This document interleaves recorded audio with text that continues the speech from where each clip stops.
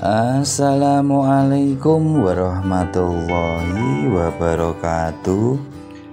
Selamat pagi sahabat avocado mania dimanapun Anda berada. Selamat beraktivitas. Semoga kita selalu diberikan kesehatan agar kita bisa lebih terus berkarya dan bermanfaat untuk orang lain. Amin amin amin ya robbal alamin. Sahabat, pada kesempatan kali ini saya akan membagikan pengalaman saya bagaimana cara membuat kompos langsung di lahan. Pada awalnya saya menggali lubang itu sahabat untuk pembusutan atau penimbunan pohon alpukat, karena lahan saya ini kalau musim penghujan air sangat sulit meresap ke dalam tanah sahabat, karena sumber mata airnya sangat dangkal sekali. Dan akhirnya ketika musim penghujan sahabat, pohon-pohon alpukat saya itu kebanjiran dan akhirnya banyak yang mati. Lalu dengan teori pembusutan atau penggudukan tersebut sahabat, akhirnya aman dan tidak ada yang mati. Setelah itu saya memanfaatkan lubang bekas penggundukan atau pembusutan tadi sahabat untuk membuat kompos langsung di lahan. Jadi bisa dua manfaat. Yang pertama, pohon alpukat kita aman dari banjir, dan yang kedua, kita punya tabungan pupuk untuk alpukat-alpukat kita. Untuk bahan-bahan organik yang nanti kita masukkan ke dalam lubang sahabat, diusahakan yang mempunyai kandungan P dan K, karena kandungan P dan K nantinya untuk masa pembuahan. Jadi agar di lahan kita tersedia bahan-bahan organik yang kandungan unsurnya fosfat dan kalium.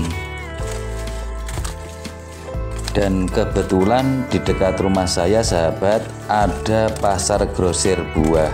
Jadi saya dengan gratis dan sangat mudah mendapatkan limbah buah,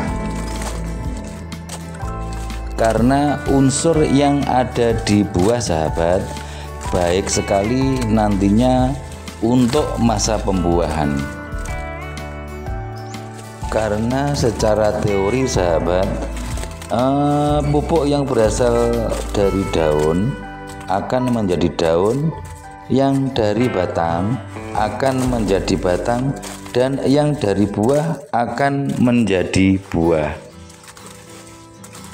Jadi untuk pembuatan kompos yang bahannya dari limbah buah sahabat, itu sangat lebih baik,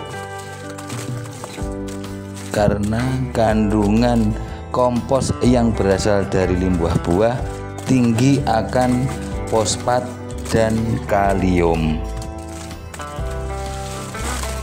Mungkin di tempat sahabat tidak ada pasar buah atau pasar grosir buah.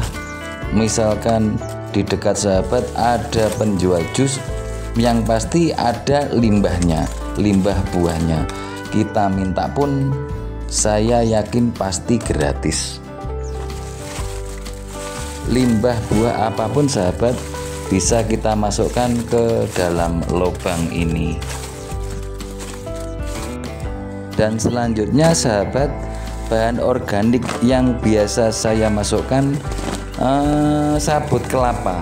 Sabut kelapa juga saya dapatkan gratis dari pasar, karena sabut kelapa seperti ini juga dibuang secara percuma di pasar.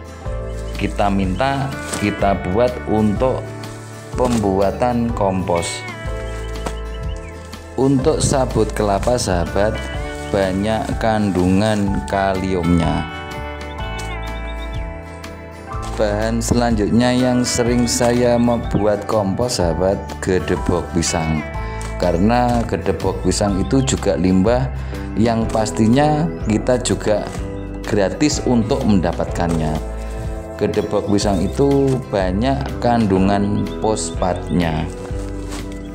Bahan selanjutnya yang sering saya gunakan sahabat, arang kayu. Karena arang kayu itu sangat baik sekali untuk bahan pembuat kompos, campuran membuat kompos. Karena arang kayu itu sahabat menjadi tempat hidup dan berkembang biaknya mikroorganisme pengurai.